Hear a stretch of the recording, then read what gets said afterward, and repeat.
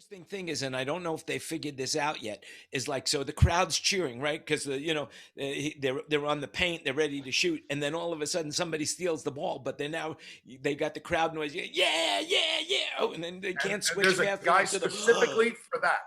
There's one guy that's just regular noise going on, and another guy that's specifically crowd response. That's all he does.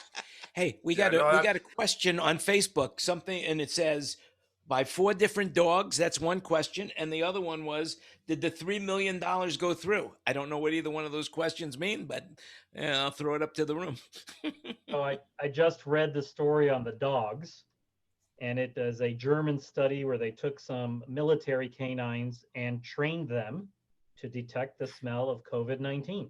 I think it's ironic that you lose your smell, but they can sense it with smell dogs. Yeah, that's funny, huh? But that's interesting. And so it's instant, right, Mike? I mean, I would imagine they smell you and they know. Like you see on the cop shows, the dog sits down, they have their tell. Yeah, same thing. As soon as they smell it, they give their tell and boom, you've got COVID.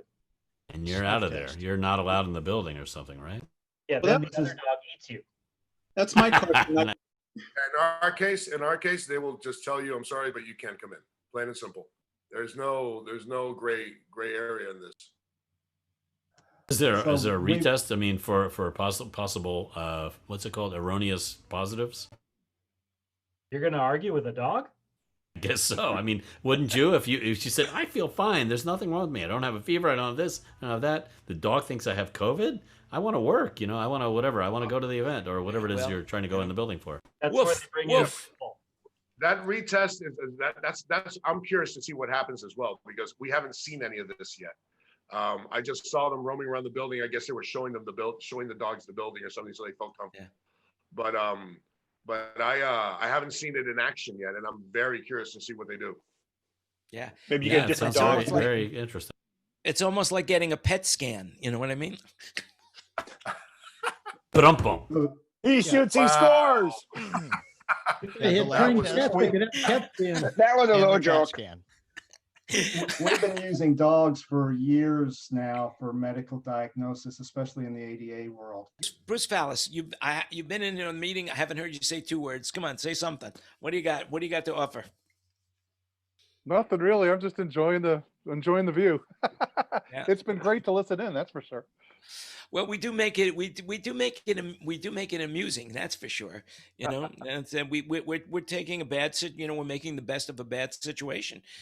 And I actually got a text message from a guy in Italy who told me that he listened to last week's show, and even though he's not in the industry, he found it fascinating and charming and entertaining, and he's telling his friends. Fortunately for me or for him, he didn't speak any English whatsoever, but he thought it was very good. He liked the cadence of our voices. John Lackner, you're in the room. Is there anything you want to share with anybody? Who could read lips? Because John's muted. Anybody here read lips? We'll just have an interpreter. He needs a signer next to him. You're doing sign language. All right, can you hear me? I'll do signing for him. Oh, okay. Well, I just kind of stepped in. I got thrown off by these time zones and kind of just been listening to everybody. I don't know. What have you guys been talking about? I mean, is somebody vacuuming in the background? That's what sounds like it. Yeah. Yeah. Which means so that's it.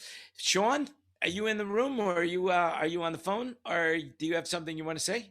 I think he's on the phone. He looks good though. He looks like he's got his COVID haircut on. Are you talking to me, Jen?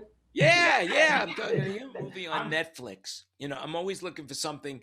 I want to see something. I like action movies, and there's a movie out on, I doubt it ever made it to the theater. It's called Guns, Guns. And I can't even tell you who is in it, but it is an exploitation film of supposedly I'll tell you, Eric Estrada is the lead bad guy in the movie. That's how bad the movie is. It's bad if Eric Estrada is the lead bad guy, right? That's pretty bad.